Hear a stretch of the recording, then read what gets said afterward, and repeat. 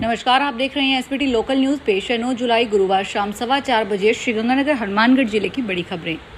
श्रीगंगानगर में नाबालिग बालिका से दुष्कर्म प्रकरण के बाद जिला प्रशासन ने होटल कारोबार को सख्त रुख अपना लिया है। शहर भर में संचालित होटल की व्यापक जांच शुरू कर दी गई है। अग्निशमन विभाग अब तक 103 होटल संचालकों को नोटिस जारी कर चुका है, जबकि नगर परिषद की टीमें होटल दर होटल दस्तावेजों की जांच में जुटी हुई है। सहायक अग्निशमन अधिकारी अमरेंद्र सिंह ने बताया कि सहायक प्रभारी राजकुमार सक्सेना के नेतृत्व में अब तक 103 होटलों को नोटिस जारी किए जा चुके हैं। निर्धारित समय में संतोषजनक जवाब नहीं देने वाले होटल संचालकों के खिलाफ कार्रवाई की जाएगी। प्रशासन का स्पष्ट संदेश है कि होटल व्यवसाय की आड़ में नियमों की अनदेखी, अवैध गतिविधियों को किसी भी कीमत पर बर्दाश्त नहीं किया जाएगा। आने वाले दिनों में जांच का दायरा और बढ़ाया जाएगा।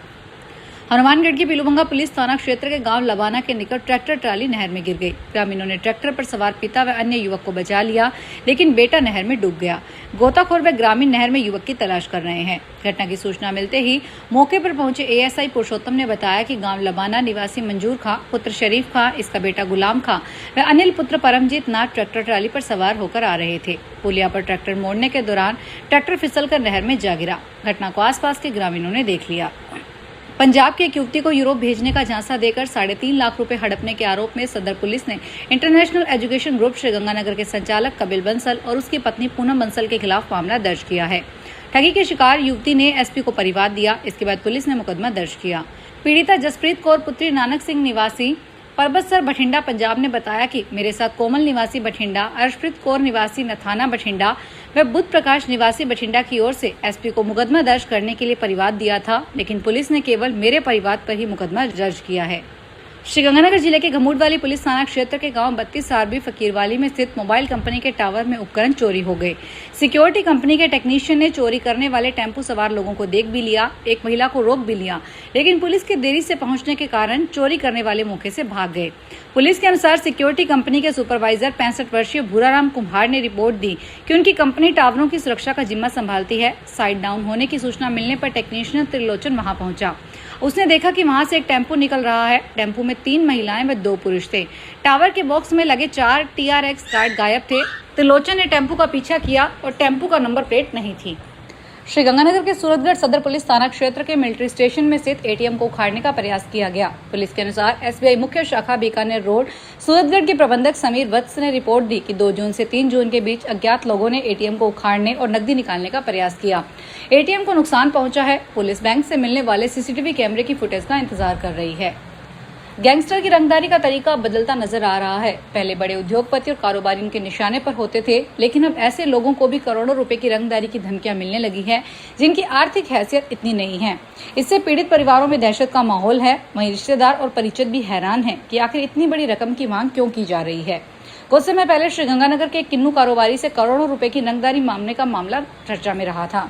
अब श्रीगंगानगर जिले के मूल निवासी और वर्तमान में पुणे में कारोबार कर रहे एक लोहा व्यापारी से 50 करोड़ रुपए की रंगदारी मांगे जाने का मामला सामने आया है। मामले की जांच के सिलसिले में हाल ही में पुणे क्राइम ब्रांच की टीम श्रीगंगानगर भी पहुंची थी। जानकारों का कहना है कि गैंगस्टर अब सोशल मीडिया, सार्वजनिक जानकारी और रैकी के आधार पर लोगों की आर्थिक स्थिति का अनुमान लगाकर उन्हें धमकियां दे रहे हैं।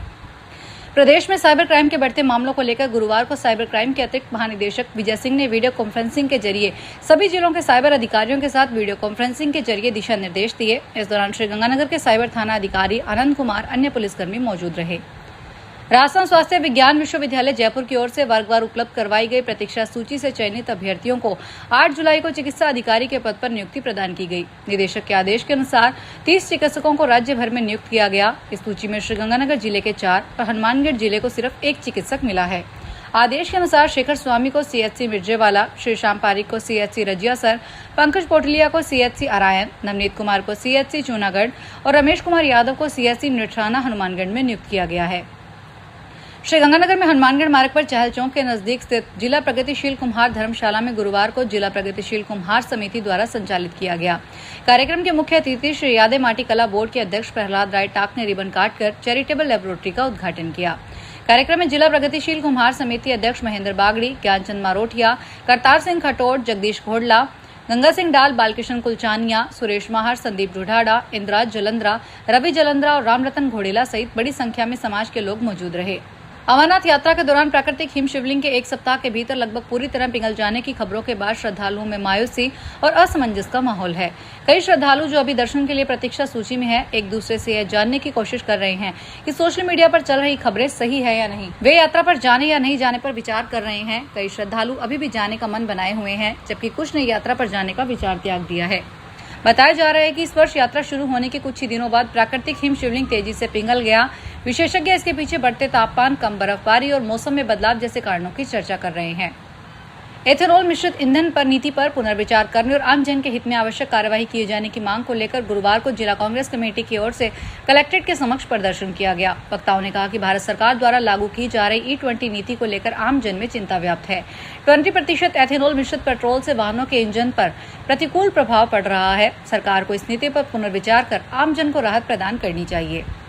हनुमानगढ़ के गोलूवाला पुलिस थाना क्षेत्र के 23 MOD द्वितीय में स्थित प्लाट पर तारबंदी करने वालों पर हमला कर दिया गया।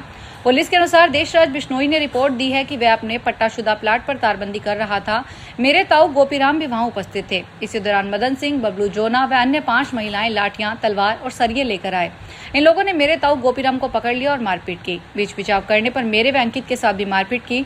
हमलावर मौके से 8 पिल्लर व 700 फुट तार भी चोरी करके ले गए। गोलूवाला में पर्यावरण संरक्षण और हरित भविष्य के संकल्प के साथ वृक्ष मित्र मानव सेवा संस्थान, व्यापार मंडल और कृषि उपज मंडी समिति के संयुक्त तत्वाधान में शनिवार को नई धान मंडी परिसर में पौधारोपण महाअभियान चलाया गया। अभियान के तहत 101 पौधे रोपित कर उनके संरक्षण का भी संकल्प लिया गया। वृक्ष मित्रों ने कहा कि केवल पौधे लगाना ही पर्याप्त नहीं, बल्कि उनका संरक्षण और नियमित देखभाल भी उतनी ही आवश्यक है। कार्यक्रम में बड़ी संख्या में सामाजिक कार्यकर्ताओं, व्यापारियों और पर्यावरण प्रेमियों ने भाग लेकर अभियान को सफल बनाया। श्रीगंगानगर में PM श्री राजकीय बालिका उच्च माध्यमिक विद्यालय मटका चौक में आध्यात्मिक एवं संस्कार निर्माण कार्यक्रम आयोजित किया गया। मुख्य वक्ता पूजनीय डॉक्टर शिव प्रज्ञा साध्वी ने छात्राओं को भारतीय आध्यात्मिक परंपरा के अनुरूप जीवन जीने, व्यसन मुक्त रहने और सामाजिक बुराइयों का साहसपूर्वक सामना करने का संदेश दिया। कार्यक्रम की अध्यक्षता प्राचार्य परमवीर सिंह बराड़ ने की, जबकि मुख्य अतिथि मनोज जैन रहे। साध्वी ने छात्राओं को अहिंसा, जीवों के प्रति दया, मांस मदिरा से दूर रहने तथा अच्छे संस्कार व शिक्षा अपनाने का संकल्प दिलाया। श्रीगंगानगर में श्री धर्म संघ संस्कृति महाविद्यालय में विधायक निधि से बनने वाले संस्कृत भाषा भवन का वैदिक मंत्रोच्चार एवं विधि विधान के साथ शिलान्यास किया गया। विधायक के प्रतिनिधि के रूप में उनके बड़े भाई मधुसूदन बिहानी ने भूमि पूजन कर भवन की आधारशिला रखी। वक्ताओं ने संस्कृत भाषा भवन को भारतीय संस्कृति, वैदिक शिक्षा और संस्कृत अध्ययन के संरक्षण एवं संवर्धन की दिशा में महत्वपूर्ण पहल बताते हुए विश्वास जताया कि यह भवन भविष्य में विद्यार्थियों और शोधार्थियों के लिए प्रमुख शैक्षणिक केंद्र बनेगा। फिलहाल इस बुलेटिन में इतना ही, फिर हाजिर होंगे बड़ी खबरों के साथ।